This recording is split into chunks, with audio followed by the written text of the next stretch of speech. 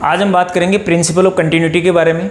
तो देखते हैं कि ये क्या होता है, that is principal of continuity. Principal of continuity, okay, ये क्या चीज़ होती है? लेट अस सपोज हमारे पास एक पाइप है, कुछ इस तरीके का पाइप है जिसका एरिया हमने देखा कि ये इसका क्रॉस सेक्शनल एरिया है। आगे जाके देखा कि ये पाइप कुछ इस तरीके से हो गया और ऐसे चला गया, यानी कि इसका जो पहले यहाँ पर क्रॉस सेक्शनल एरिया था वो ये था, इसको अपन ने मान लिया दैट इज़ A1।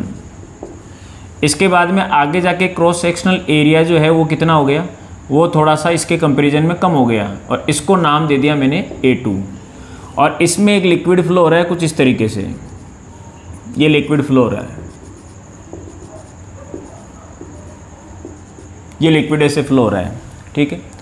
तो प्रिंसिपल ऑफ कंटिन्यूटी हमें ये बताती है कि किसी भी टाइम t के अंदर जितना अमाउंट ऑफ लिक्विड इस एरिया से पास हो रहा है, सेम उतने ही टाइम के अंदर उतना ही वॉल्यूम इस एरिया से पास होगा।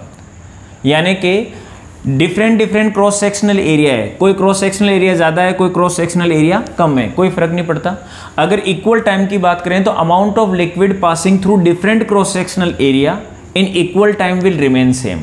यानी कि डिफरेंट क्रॉस सेक्शनल एरिया हो गया, यानी कि क्रॉस सेक्शनल एरिया ज़्यादा हो चाहे क्रॉस सेक्शनल एरिया कम हो चाहे और कम हो जाए।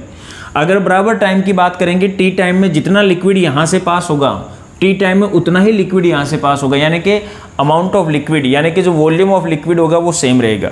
यानी कि जितना वॉल्यूम टी टाइम में यहाँ से पास हो गया उतना ही वॉल्यूम टी टाइम में यहाँ से पास होगा। आगे जाके और अगर एरिया कम हो जाता है तो उतनी टाइम टी की बात करें तो उतना ही वॉल्यूम वहाँ से पास होगा।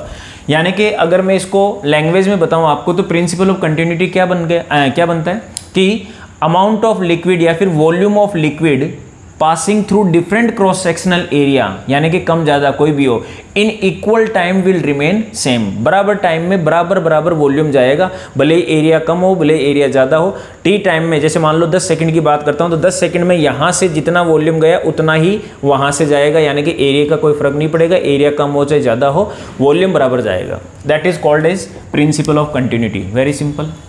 अब इसको थोड़ा मैथमेटिकली अपन ड्राइव करते हैं ताकि न्यूमेरिकल के लिए अपन डिस्कस कर सकें। तो यहाँ से वॉल्यूम गया मान लो V1, तो यहाँ से वॉल्यूम कितना गया V2, और ये बोला गया कि दोनों वॉल्यूम बराबर रहेंगे इक्वल टाइम के लिए, यानी कि V1 और V2 दोनों बराबर रहेंगे।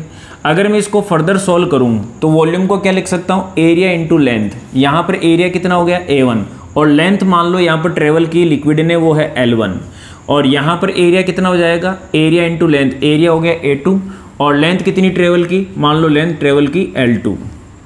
अगर अपन बात करते हैं कि इसको मैं बात करता हूं कि t से डिवाइड कर दूं, अगर मैं दोनों साइड t से डिवाइड कर दूं, इधर भी t से डिवाइड कर दूं और इधर भी t से डिवाइड कर दूं, तो ये हमारे पास क्या हो जाएगा, t दोनों साइड बराबर रखा मैंने क्योंकि हमने बात कर रहे हैं t टाइम के लिए। या फिर अपन बात करते हैं कि डिवाइड ना करो और इस तरीके से देख लो, एरिया को अपन ने रख लिया एरिया और ये जो लेंथ है दैट इज डिस्प्लेसमेंट है। डिस्प्लेसमेंट को अपन क्या लिखेंगे, वेलोसिटी मल्टीप्लाई विद टाइम। तो यहाँ पर जो लिक्विड जा रहा है लेट अस सपोज उसकी वेलोसिटी V1 है और यहाँ पर जो लिक्विड गया लेट अस सपोज उसकी वेलोसिटी V2 है। तो डिस्प्लेसमेंट क्या होता है, वेलोसिटी मल्टीप्लाई विद टाइम। तो वेलोसिटी हो गई V1 और टाइम क्या हो गया T। उसी तरीके से A2 को A2 रख दिया और डिस्प्लेसमेंट को क्या लिख दिया अपन ने, that is velocity multiply with time. Velocity कितना है V2 और टाइम वो का वही सेम रहेगा T। T से T कैंसिल आउट हो जाएगा, हमारे पास फाइनली एक फॉर्मूला बनेगा A1 V1 is equal to A2 V2। ये हमारे पास फॉर्मूला बनेगा, दैट इज यानी कि दोनों एरियाज और दोनों वेलोसिटी, इन एरिया और वेलोसिटी का जो प्रोडक्ट रहेगा वो सेम रहेगा।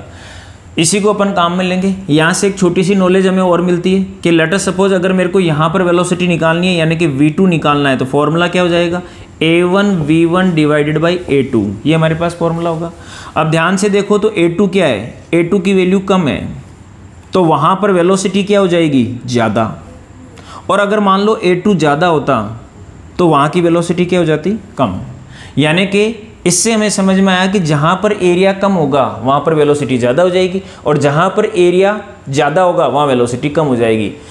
और इसका प्रैक्टिकल एग्जांपल हमारे सामने, जब भी अपन किसी व्हीकल को वॉश करते हैं तो हम देखते हैं कि उसकी जो पाइप है उसके नोजल को अपन क्या कर देते हैं, थोड़ा सा उसके गैप को थोड़ा सा छोटा कर देते हैं। इसके लिए अपन फिंगर प्लेस करते हैं या थंब प्लेस करते हैं, यानी कि उसके एरिया को अपन कम कर देते हैं। अब प्रिंसिपल ऑफ कंटिन्यूटी क्या बोलती है, एरिया कम हो चाहे ज़्यादा हो, तो जहाँ से आपने ओपनिंग एंड है वहाँ से एरिया कम कर दिया, लेकिन पीछे एरिया ज़्यादा है। अब एरिया ज़्यादा हो चाहे कम हो, वॉल्यूम जो जाएगा वो बराबर जाएगा इक्वल टाइम के लिए। तो टी टाइम में जितना वॉल्यूम यहाँ से चला गया उतना ही टी टाइम में वहाँ से जाएगा। अब वहाँ से कैसे जा रहा है, उतना ही, क्योंकि हमें पता है कि जहाँ एरिया कम होता है वहाँ वेलोसिटी ज़्यादा होती है, यानी कि इसके अकॉर्डिंग जितना वॉल्यूम यहाँ से गया उतना ही वॉल्यूम वहाँ गया। अब प्रैक्टिकली सोचो कि जितना वॉल्यूम यहाँ से गया उतना ही वहाँ गया, यानी कि फाइनली क्या आ गया, A1 V1 is A2 V2। और यहाँ से क्या समझ में आया कि ये इन्वर्सली प्रोपोर्शनल होता है वो एरिया और वेलोसिटी। तो जहाँ आपने वेलोसिटी, जहाँ आपने एरिया कम कर दिया, इसका मतलब वहाँ वेलोसिटी क्या होगी, ज़्यादा। और नो डाउट वेलोसिटी ज़्यादा होती है, उसकी वजह से अपन व्हीकल को ईजिली वॉश कर सकते हैं। तो अपन वॉश करते हैं व्हीकल्स को, वो अपन प्रिंसिपल ऑफ कंटिन्यूटी के अकॉर्डिंग करते हैं, जिसमें अपन क्या कर देते हैं, उसके जो ओपनिंग एंड है उसको, उसका एरिया कम कर देते हैं, और एरिया अगर कम कर देंगे तो वेलोसिटी वहाँ की ज़्यादा हो जाएगी। ये हो गया इसका दूसरा फॉर्मेट है, जो हमें और प्रैक्टिकली ज़्यादा नॉलेज देता है कि अगर एरिया आपने कम कर दिया किसी भी पर्टिकुलर पॉइंट पर जाके, तो वहाँ पर वेलोसिटी इंक्रीज हो जाएगी। तो वही हमने देखा है, एरिया कहीं पर भी कम कर दिया तो अपन ने ओपनिंग एंड पे कम कर दिया तो वेलोसिटी ज़्यादा हो गई। ये था प्रिंसिपल ऑफ कंटिन्यूटी, ये इसका फॉर्मेट था, ये इसका डेफिनेशन था। फिर उसके बाद में यहाँ से अपन ने एक और फॉर्मेट बनाया जो प्रैक्टिकली हमें ज़्यादा समझ में आता है। ओके, अब इससे रिलेटेड एक न्यूमेरिकल अपन बनाते हैं कि लेट अस सपोज हमारे पास यहाँ पर कोई टेप है, मान लो यहाँ पर कोई टेप है इस तरीके से, ये कोई टेप है मान लो, ये हमारे पास कोई टेप है और यहाँ से वाटर ड्रॉपलेट नीचे की तरफ जा रहा है।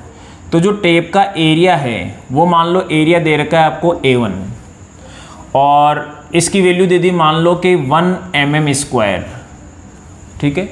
और यहाँ से जो लिक्विड बाहर निकल रहा है यानी कि वाटर बाहर निकल रहा है, इस वाटर की मान लो वेलोसिटी आपको दे रखी है, लेट अस सपोज 2 मीटर/सेकेंड, ये दे दी अपन को। और अब ये लिक्विड नीचे जा रहा है, तो नो डाउट अगर आपको पता है तो जब ये ड्रॉप यहाँ निकलेगी, इधर साइड में बना रहा हूँ, जब ये ड्रॉप यहाँ निकलेगी तो ये इतनी बड़ी होगी, लेकिन जैसे जैसे ये नीचे जाएगी तो ड्रॉप का एरिया क्या होता जाएगा, कम होता जाएगा। ड्रॉप का एरिया क्या होता जाएगा, कम होता जाएगा। तो आपसे बोला कि जब ये ड्रॉप मान लो कि 5 मीटर नीचे चली गई, कितना भी दे सकता है, 5 मीटर, 2 मीटर, 10 मीटर, वॉटेवर, जब ये मान लो कि 5 मीटर नीचे चली गई, तो उस टाइम पे बताइए कि इसकी वेलोसिटी कितनी थी, या फिर इसका एरिया कितना था, मान लो इसका एरिया कितना था, ये आपसे पूछा गया। फिर से एक बार क्वेश्चन को देखते हैं अपन कि यहाँ से टेप से वाटर ड्रॉपलेट बाहर निकल रही है, यहाँ इसका एरिया दे रखा है अपन को, यहाँ से निकलने वाले वाटर की वेलोसिटी दे रखी है, और जब ये नीचे चला गया 5 मीटर, तो उस टाइम पे अपन को बताना है कि अब इसका ड्रॉप का एरिया कितना हो जाएगा। तो इस ड्रॉप का एरिया अपन को कैलकुलेट करना है। तो एरिया कैसे कैलकुलेट करते हैं, तो यहाँ पर प्रिंसिपल ऑफ कंटिन्यूटी लगा दिया मैंने। तो प्रिंसिपल ऑफ कंटिन्यूटी क्या बोलता है, A1 V1 is equal to A2 V2, और हमें निकालना है A2। तो A2 का फॉर्मूला हो जाएगा A1 V1 divided by V2। A1 और V1 दोनों अपन को गिवन है, लेकिन V2 अपन को गिवन नहीं है। यहाँ पर वेलोसिटी कितनी है वो अपन को पता नहीं है। तो सबसे पहले अपन V2 निकालते हैं। इधर साइड में मैं V2 निकालना सिखा रहा हूँ, तो आपने न्यूटन का इक्वेशन ऑफ मोशन लगा दी, v² minus u² is equal to 2as। यहाँ से v² में निकालता हूँ तो u² उधर चला जाएगा और 2a हो जाएगा g और s। यहाँ पर u की वैल्यू अपन को दे रखी है 2 इनिशियल वेलोसिटी, तो 2 का स्क्वायर हो गया 4 प्लस 2, g की वैल्यू हमारे पास हो गई 10 मान लो, और डिस्प्लेसमेंट मान लिया अपन ने 5। ये हो जाएगा 10 और ये हो जाएगा 10 और 10 कितना 100, और ये हो जाएगा 104। तो वेलोसिटी हमारे पास हो जाएगी √104। ये हमारे पास फाइनल वेलोसिटी आ गई यहाँ पे, दैट इज़ 2, ये हो जाएगा 20 और 5 100, ठीक है। ये फाइनल वेलोसिटी हमारे पास आ गई। अब यहाँ पर वापस आता हूँ मैं और यहाँ आके मैं वैल्यूज़ पुट करता हूँ। तो यहाँ मैंने देखा कि sir A2 is equal to A1 अपन को दे रखा है 1 mm², मैं mm में रखता हूँ ताकि A2 भी mm में निकल जाए। उसके बाद में अपन ने रखा V1 हमारे पास था 2, उसके बाद में हमारे पास था V2, और V2 हमारे पास ये रहा फाइनल वेलोसिटी जो मैंने निकाला वो था √104। अगर ध्यान से देखें तो 104 ऑलमोस्ट 100 हो रहा है, और ऑलमोस्ट बता रहा हूँ 100, तो इसका जो स्क्वायर रूट निकलेगा तो वो हमारे पास क्या हो जाएगा, 100 का 10 हो जाएगा, तो ऑलमोस्ट क्या हो जाएगा, ये 2/10 हो जाएगा अप्रॉक्सीमेटली, और इसका आंसर आ जाएगा दैट इज़ 0.2 mm²। यानी कि क्या समझ में आया कि जैसे जैसे ये ड्रॉप नीचे की तरफ जाएगी वैसे वैसे इसका एरिया क्या होता जाएगा, बढ़ता जाएगा। यहाँ पर एरिया 1 था और यहाँ पर, सॉरी उल्टा बोल गया, यहाँ पर एरिया हमारे पास था 1 mm² और यहाँ पर एरिया कितना आ गया, 0.2 mm²। यानी कि जैसे जैसे ड्रॉप नीचे जाएगी वैसे वैसे उसका एरिया क्या होता जाएगा, कम होता जाएगा। तो ये अपन एक न्यूमेरिकल देखा, ये था प्रिंसिपल ऑफ कंटिन्यूटी के बिहाफ पे। आज की वीडियो में इतना ही करेंगे। नेक्स्ट वीडियो में अपन देखते हैं that is Bernoulli's theorem. Thank you.